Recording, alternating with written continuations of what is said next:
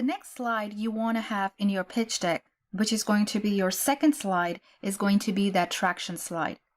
Now, the reason why I want you to have that traction slide as second slide after that initial introduction is because you want to present the most meaningful and most relevant information first and foremost. Now, if your business got any traction, okay, if it's making any progress of any type in terms of expanding their customer base, perhaps, generating revenues, this is what you want to talk about to the investor first.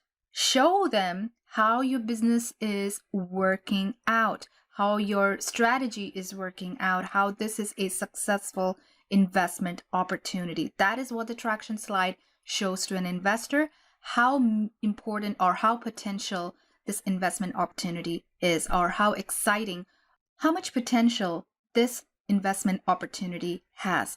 Now, a lot of founders, they put this traction slide much later into the pitch deck, but I recommend that founders put this as the second slide in the pitch deck because this is the very important, the most relevant information for an investor.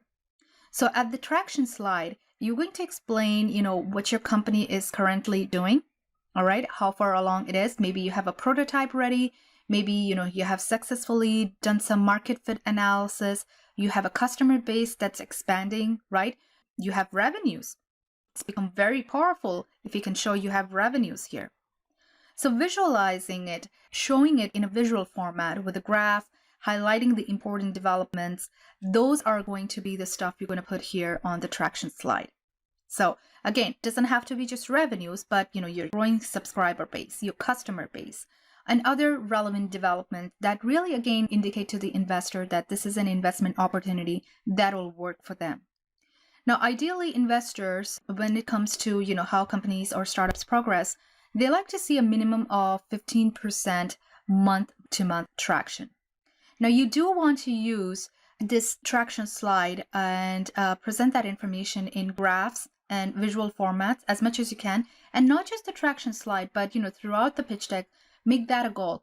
Less of writing sentences, statements, things of that sort, and more of the visual representation of that information to an investor. Now, if your startup is just an idea, then obviously there is no traction. So in that type of a situation, you want to avoid the traction slide because there is really nothing to show at this point here, right? You can only talk about the larger market, about how your idea may work for that market base based on the problems you've seen in the market, things of that sort, but that is not the information you put on the traction slide. And for this reason, again, I tell investors that, don't rush to the fundraising thing. Don't rush to raise capitals for your business, all right? Wait a bit, bootstrap if you can, develop your idea, build a prototype, do some market fit analysis, have some revenue generation if you can, and then go and search for your investors and try to secure those fundings. But the traction slide is the most important one. Now, when I open a pitch deck, that is what I really want to look at. First, I want to understand what this business does, okay, what type of industry it belongs to. Because, I have my own information as well. As an investor, this is what I'm doing. I'm looking at pitch decks. I'm learning about different industries. I'm learning about how different industries are growing. I'm trying to learn about what are the new technologies out there in the market. So I have some idea about, how these different industries are growing, how they are evolving.